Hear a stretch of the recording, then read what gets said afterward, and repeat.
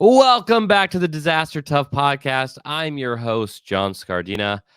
Last week and this week were crazy. Last week, I was dealing with a bunch of real world stuff, and then we had the fiasco that happened in Florida. Fiasco? I don't know. Annoying, but not the end of the world, I think is the quote from Zach Borst on EM Weekly. You really want to make sure you check out his show that covers all things about mass notifications in Florida. So, again, big shout out to Zach with EM Weekly there. So, check that out.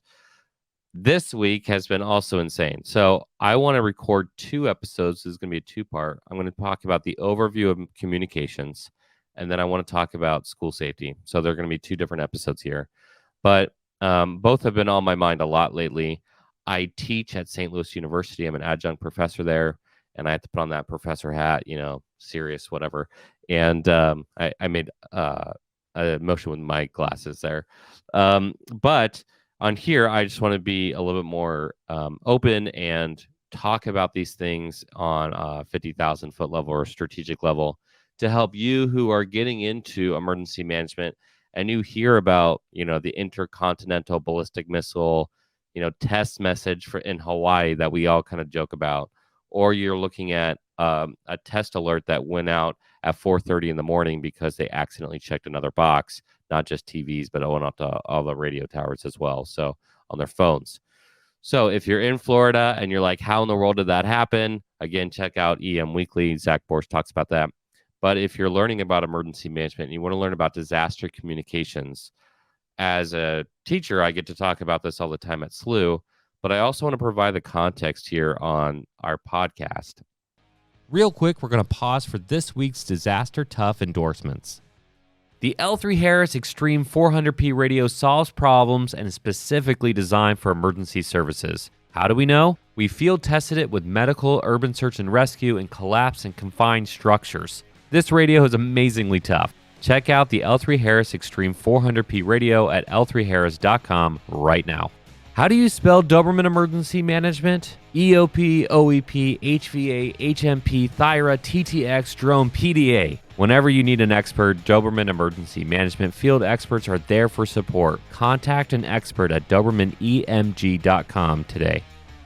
Okay, let's jump back in and really help you as the end user and potential user in the future to look at this stuff. So if you've been in emergency management for a while and you haven't done communications, or you're wondering if you've been in the field a long time like me, and you're like, why is communications always on every single after action? First of all, I wonder if there's a little bit of like, if I don't include it, what happens? But the reality here is that we can overcome some of this stuff, and we should. And so if we're going to be talking about communications on a general scale, I'm going to talk about some of the things that I give the students on our very first week as a general overview of communications. So one of the things that we want to talk about is strategic thinking, being creative, and attention to detail. So those 3 things, we actually cover, I think, about 10 different things in that very first class. But those 3 things, right, your strategic thinking, being creative, and attention to detail, are so absolutely important to the field of communications and in emergency management. There's so much overlap.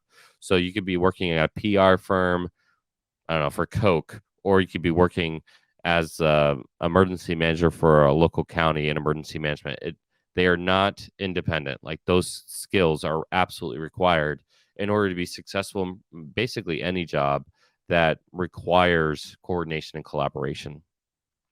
So let's talk about strategic thinking here and the idea of communications. Now, effective communication strategies require careful planning, deep understanding of the audience, and the communication channels available. It also requires people to be competent in making sure that all the plans and procedures are put in place so that you don't accidentally check the box for WAE or WEA, and make sure that you don't send out a message at 4:30 in the morning.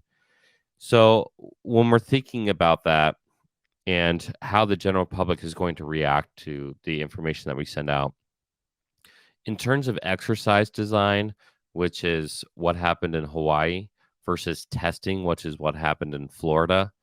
You want to create plans and procedures in place to make sure that you don't mess up.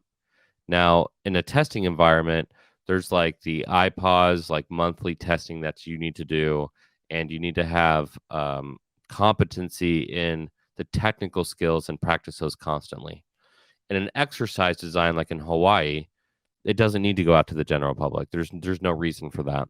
And so putting the policies in place of like creating your data sets for the users who's going to use it, or to make sure you contact the dispatch centers, local media partners like that, and to make sure that they are aware so that when during this exercise, one, they could be involved potentially, but two, if something ever did went wrong, immediately there could be corrections that went out by everybody, and have those templates in place.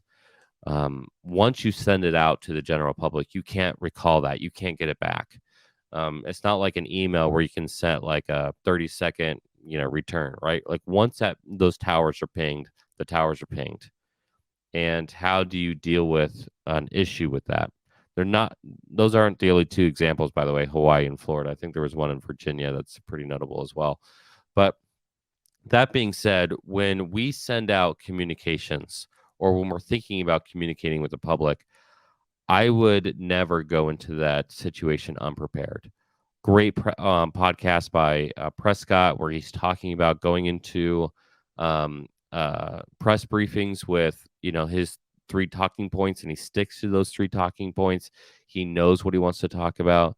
I think Jackie Chandler, she's going to come onto the podcast here in a few weeks, and she's going to be talking about leading a PIO team during a Type 1 incident.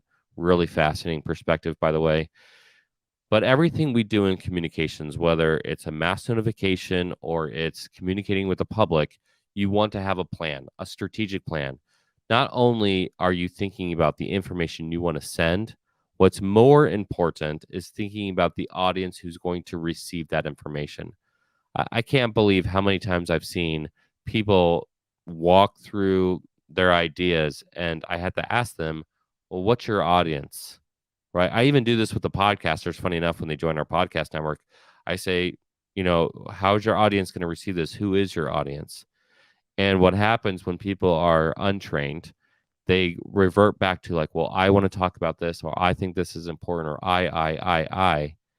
And that's not how it works. Whether you're podcasting, I'm trying to talk to you, or I'm, working with, a community, and we're about to do a community event, i.e. a fair or a town hall meeting.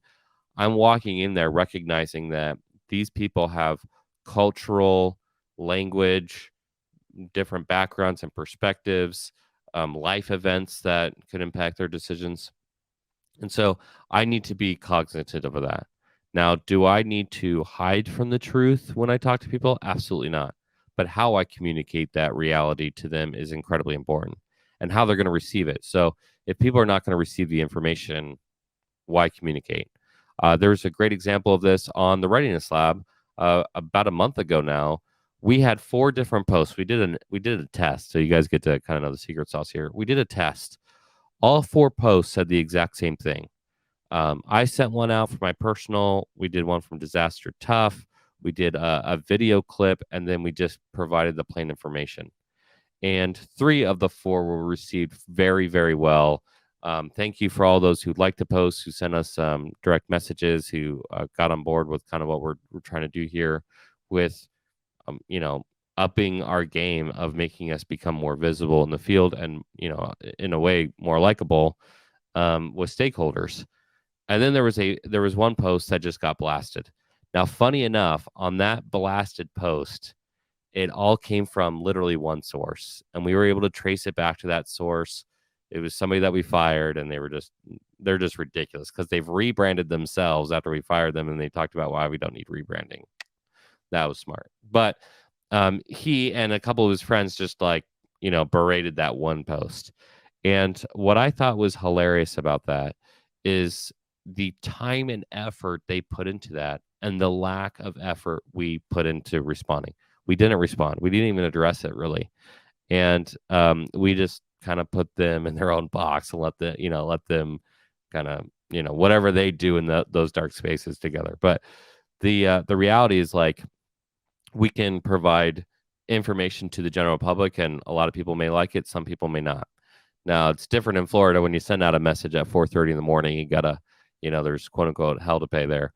But the reality is like we want to help out the most amount of people to do the most amount of good, right? And communication is the exact same way. Now, I really like the story by Simon Sinek, who talks about providing a reality check or truth to a friend because he didn't want to be a liar, but he also recognized the situation. And the story that he provides is that he went and saw his friends play, and he was really excited to see her play. And he got to the play, and it was awful. Like the whole thing from start to finish, he was just cringing in his seat. He wanted to get out of there. He didn't enjoy it. There was nothing about that play that he liked. So when his friend comes out after the play and she goes, "Hey, what'd you think?" And, he recognized that her adrenaline was high, that she was hyped up, that she was all in. And if he would have said your play sucked at that moment, if he thought he was being, providing truth, or he was like, oh, the blunt truth, or he thought he was cool, like what is that stupid Jersey attitude, all that stuff is BS. So he had to recognize that he needed to have some emotional intelligence there and say, hey, I'm going to provide you the information that I want to provide. So he's thinking about this and he goes, I was so excited to see you perform. And I'm so happy for you. And I'm really glad that I had the opportunity to see my friend up on stage. All those things were true. And the way he talks about that, man, I resonated with me so much. It's kind of like being a peacemaker. We talked about that a couple weeks ago on the podcast. However, once her adrenaline was down and she was more of a logical state rather than emotional state, just finishing this performance, he was able to call her the next day and say, "Hey, I loved seeing my friend up on stage. Let me provide you some feedback about the content of the performance." And so they were able to have a great conversation and really save their friendship. The same thing's true with the public. You want that opportunity to say things that are true, but you also need to recognize the moment. And what I have found so much in media partners, gosh, I even hate to be compared to them, but people in mass media, right? The big guys, these pundits get on there and they just blast people. Some of the things that they're saying are true. A lot of it's emotional. A lot of it's like, it's a gray area, or just blatantly untrue. That happens every once in a while. People get riled up and they justify means for the ends, which you should never do. But they lose the opportunity to actually gain the very audience that they're pushing it back against. And sometimes, again, dark corner people, let them fester in the dark corner, not necessary. Other times, when people are on the fence or they're ignorantly coming at you, like, for example, if, somebody says like, oh, FEMA camps, like, oh, the FEMA camps. There's no FEMA camps. FEMA, if you actually saw internally in FEMA, you'd say like nobody's even capable of something like that, let alone this entire agency that is only alive because of federal funding. It is pretty disorganized.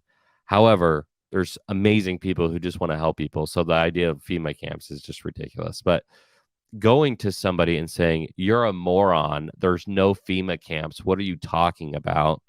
And they're like, well, here's my conspiracy theory. You guys bought so many body bags. Yeah, because we expect earthquakes and hurricanes to happen and all kinds of crazy stuff. And, you could do that. Or you could say, hey, I recognize that as a federal agency, as a public entity, you want to be exposed to more information to make sure that, you're not going to be in a hurtful situation. And so you try to find the wins. So this is where it comes to being creative. Now, we kind of talked about that with emotional intelligence a little bit, but one of the best tactics to deal with hecklers or to deal with naysayers or to deal with, do you ever have that coworker who just like, no matter what you say, you could literally give them $1 million. You could win a lottery and give them $1 million and they'll find some way to be negative about it. We all have those people in our lives. Sometimes we are those people. Let's be honest. But Like there's even like there's those people, and then there's like the people that like just hate you for being you, and like they'll complain about things like the way you breathe, right? Like, oh my gosh, could you imagine how he breathed there? It's like, oh geez. So how do you deal with all these kind of groups? Steve Jobs, and there's lots of clips of Steve doing it, where he gets out there and somebody says something horrible, right? Uh, or not even horrible, but disagreeable. You can disagree, but not be disagreeable, right? And he will find the one thing that he can latch onto that he can agree with. He will comment it. He'll make the person feel heard, and then he'll completely move on. And I love that tactic. I think it's a tactic that we need to learn much more in emergency management. When a stakeholder, or let's say your supervisor, you work at a campus, and that supervisor or that dean says, like, I don't believe in emergency plans. They're worthless. They're a waste of time. I don't like them. It's too much reading. It's too much that. And they just go on and they try to blast everything you do. They don't believe in readiness. And what do you do in that moment? Now, I've seen a lot of people just like start butting heads, like, you don't know what you're talking about. I'm the real professional in the room, blah, blah, blah, blah, blah. But again, that doesn't win over the dean, right? You have to be creative in that moment. So, for example, if somebody says, I don't believe in emergency plans, I don't think they're helpful, I can just react in real time, blah, blah, blah. What is one possible thing that you could do to overcome that? I don't know if I should put on like the Jeopardy music while you're thinking this through. I'll pause for like 5 seconds. One. Okay. So, what would you say to that? This is what I would say if somebody said again, "Hey, I hate emergency plans. I don't think they're helpful.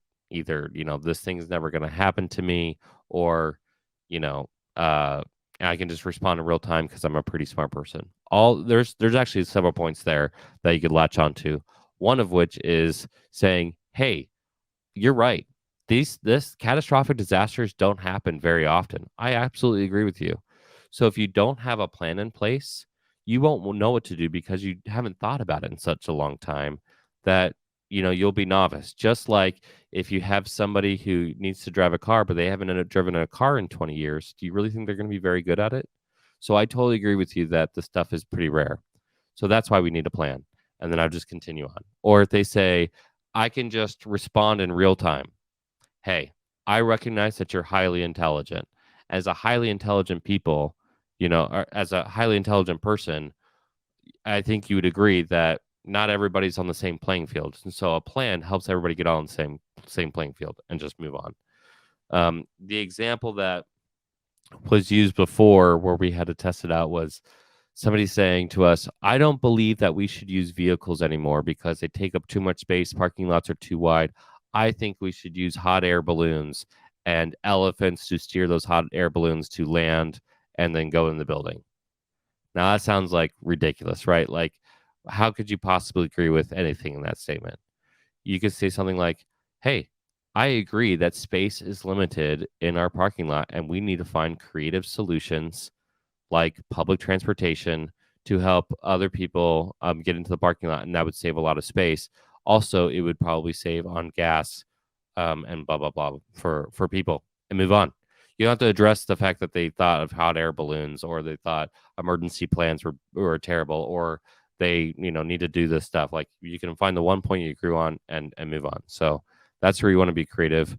You also want to come up with innovative solutions that are important to our field, which is constantly evolving, right? So think about that for a while. All right. So the last thing I want to talk about today is attention to detail. As emergency managers, sometimes, especially if we have a first responder background or a military background, we say things like 80% solution is enough.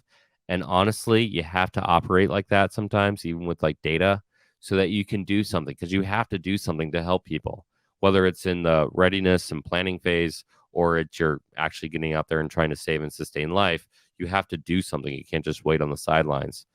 So the attention to detail from a communications perspective, you need to be accurate.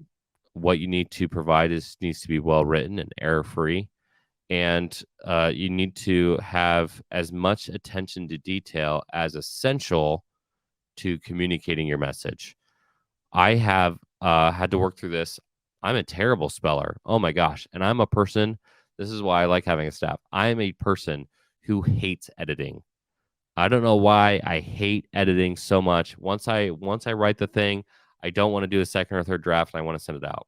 That is never really a good idea.